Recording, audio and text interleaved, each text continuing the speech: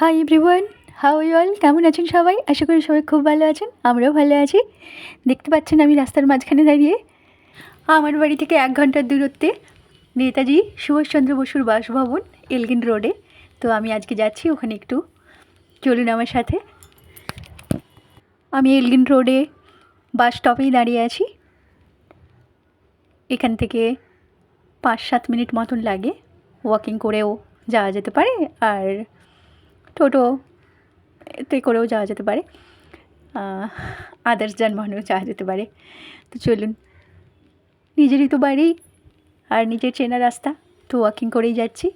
আপনারা যদি আসতে চান তাহলে কলকাতায় যারা থাকেন তাদের নিজের লোকেশন থেকে বিভিন্ন বাস আসে, সেগুলোতে করে চলে আসতে পারবেন। আদারওয়াইজ যে কোনো ট্রাফিক ক্যারি করে চলে আসতে পারেন।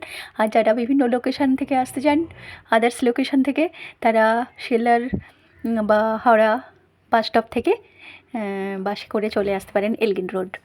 হাওড়া থেকে বাস আসে 41B, শিয়ালদা থেকেও অনেক বাসে আসে, চলে আসবেন। তো চলুন, আমি একেবারে নেতাজির বাসভবনের সামনে চলে এসেছি। এই সামনে এলগিন ফোরাম, জয়তু নেতাজি লেখা দেখতেই পাচ্ছেন। আর এই হলো নেতাজি ভবন, নেতাজির বাড়ি। দেখুন, বাঙালির গর্ব নেতাজি সুভাষচন্দ্র বসু, মহান স্বাধীনতা সংগ্রামী, কে না জানে। চলুন ভেতরে যাওয়া যাক। পাশেই রিসেপশন, এখানেই টিকিট কাউন্টারও বলতে পারেন। তো ওখান থেকেই টিকিট কেটে নেব। পার হেড 20 টাকা, 20 রুপিস। এই যে আমি কেটে নিয়েছি। আমি তো একাই এসেছি, আমার হাজব্যান্ড তো বিজি, আমার সাথে সাথে ঘোরার টাইম তো নেই। অনলি বাইরে যখন বেড়াতে যাই তখনই টাইম দিতে পারে আমাকে, আদারওয়াইজ নয়। আমি একা একাই ঘুরে বেড়াই। তো চলুন ভেতরে যাওয়া যাক। তোমরা আমাকে রক্ত দাও, আমি তোমাদের স্বাধীনতা দেব। এই আহ্বান শুধু বাঙালির না, শুধু ভারতবাসীর নয়, সমগ্র বিশ্ববাসীর কাছে পরিচিত। এই আহ্বান নেতাজি সুভাষচন্দ্র বসুর। উড়িষ্যার কটকে 1897 খ্রিস্টাব্দের 23শে জানুয়ারি এই মহান মনীষীর জন্ম। ভারতের স্বাধীনতা সংগ্রামের এই চিরস্মরণীয় কিংবদন্তি নেতা তার সমগ্র জীবনটাই ভারতের স্বাধীনতা সংগ্রামের জন্য উৎসর্গ করেছিলেন। এই সেই গাড়ি, নেতাজি সুভাষচন্দ্র বসু তার এলগিন রোডের বাড়ি থেকে 1941 খ্রিস্টাব্দের 16ই জানুয়ারি ব্রিটিশ গভর্নমেন্টের চোখে ধুলো দিয়ে এই গাড়িতে করেই রাত্রির অন্ধকারে পালিয়ে গিয়েছিলেন কলকাতা ছেড়ে। পালিয়ে গিয়ে সোভিয়েত ইউনিয়ন, জার্মানি, জাপান ভ্রমণ করেন ভারতে ব্রিটিশদের আক্রমণ করার সহযোগিতা লাভ করার জন্য। জাপানিদের সহায়তায় তিনি আজাদ হিন্দ ফৌজ পুনর্গঠন করেছিলেন। সুভাষচন্দ্র বসু প্রথম কংগ্রেসী নেতা যিনি ভারতে পূর্ণ স্বাধীনতা দাবি করেন। এখানে নেতাজি সুভাষচন্দ্র বসুর স্ট্যাচু, পাশে শহীদ মঞ্চ, আর এর ঠিক সামনে দিয়েই সিঁড়ি আছে ওপরে যাওয়ার, যেটা মেন মিউজিয়াম। নেতাজি সুভাষচন্দ্র বসুর ব্যবহৃত জিনিস, সমস্ত ডকুমেন্টস, এভরিথিং এই ওপরে রাখা আছে। ওটাতে তো যাব, মিউজিয়ামে তো যাব। আর দেখুন গাড়িটা এখানে বেশ পরিষ্কারভাবে দেখা যাচ্ছে। তখন ঠিক ওখান থেকে লাইটিং এসেছিল, তো ঠিক মতন বোঝা যাচ্ছিল না। এইখানে গাড়িটা খুব ভালো করে বোঝা যাচ্ছে, নেতাজি সুভাষচন্দ্র বসুর গাড়ি। ভালো করে একবার দেখে নিন। আর নেম প্লেটে লেখা মহানিষ্ক্রমণ।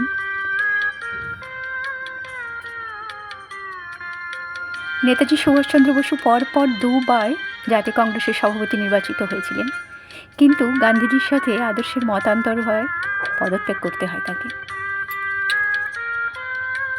নেতাজি সুভাষচন্দ্র বসু কলকাতার 5th মেয়র ছিলেন 1930 খ্রিস্টাব্দের 22শে আগস্ট থেকে 1931 খ্রিস্টাব্দের 15ই জানুয়ারি পর্যন্ত।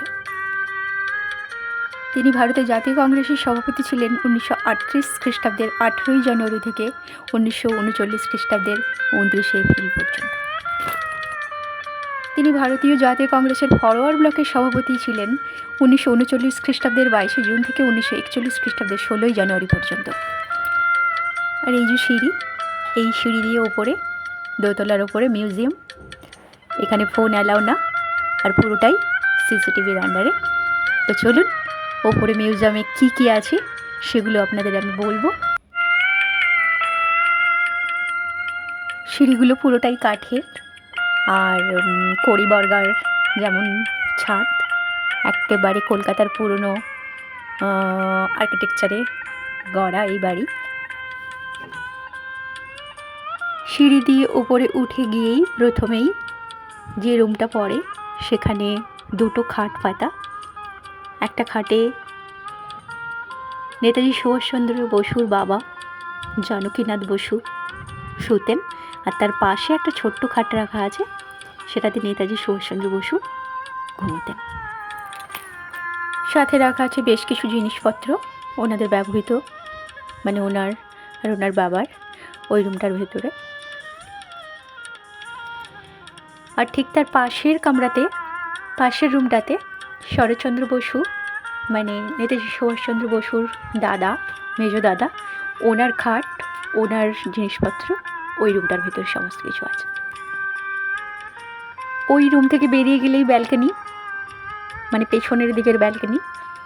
ব্যালকনি থেকে এগিয়ে এসে আরেকটা রুমে, সেই রুমটা হচ্ছে ড্রয়িং রুম, নেতাজি সুভাষচন্দ্র বসুর ড্রয়িং রুম। ওখানে সোফা, টেবিল এগুলো রাখা আছে। ওগুলোতে বসে উনি যতদিন মানে ভারত সরকারের কর্মরত অবস্থায় বিভিন্ন সময়ে যে উনি সভাপতি ছিলেন, মেয়র ছিলেন, এইসব কাজকর্ম ওখানে বসে করতেন। আর তার পাশের রুমটিতে ওনার পোশাক আশাক, উনি যখন আজাদ হিন্দ ফৌজে ছিলেন ওনার যেসব জুতো, টুপি, বেল্ট, পুরো ফৌজি ড্রেস সেগুলো সমস্ত রাখা আছে।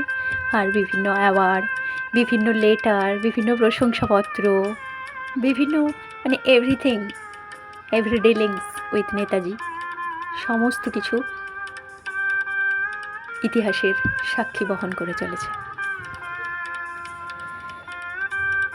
আর দ্য গ্রেট এস্কেপ, মহানিষ্ক্রমণ, সেই 1941 খ্রিস্টাব্দের 16ই জানুয়ারি, সেই গাড়ি যেগুলো আগে আপনাদের বললাম, ওই দিন রাত্রে বসে যে খাওয়া দাওয়া করেছিলেন উনি, নেতাজি সুভাষচন্দ্র বসু, যে প্লেট আর বাটি পাথরের, সেইটাও রাখা আছে।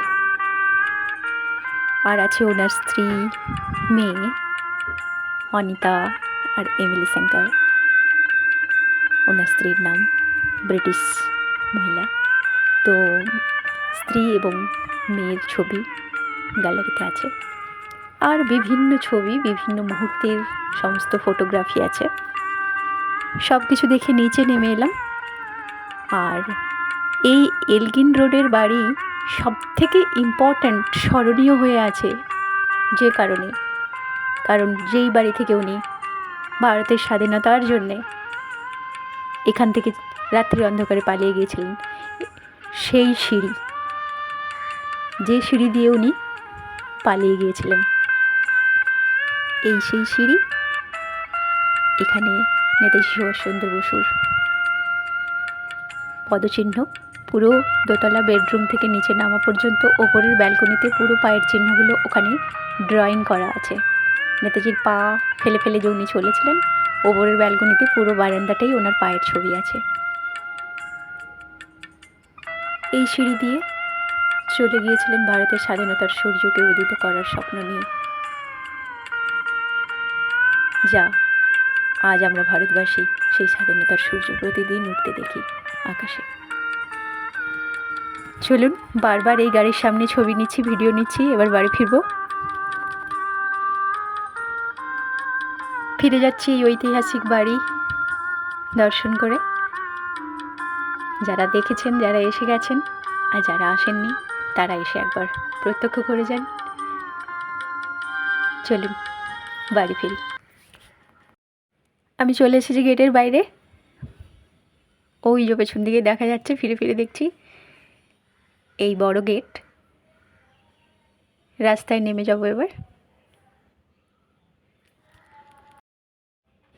আর এই রাস্তা থেকে একবার পুরো বাড়িটা আর একবার আমি দেখিয়ে দিচ্ছি আপনাদের রোলিং করে।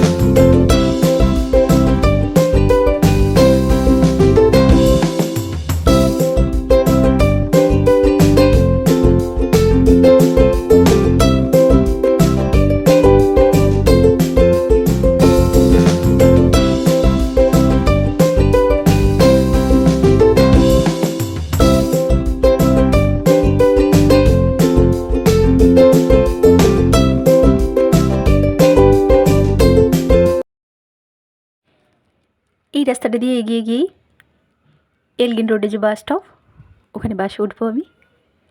চলুন বাড়ি ফেরা যাক। বাড়ি ফিরতে ফিরতে ভিডিওটাও এখানে শেষ করছি। যদি ভিডিওটা ভালো লাগে লাইক, কমেন্টস আর শেয়ার করে সাবস্ক্রাইব করে দেবেন আমার চ্যানেলটাকে। আর আপনারা সবাই খুব ভালো থাকবেন। দেখা হচ্ছে নেক্সট ব্লগে। Bye bye, I love you.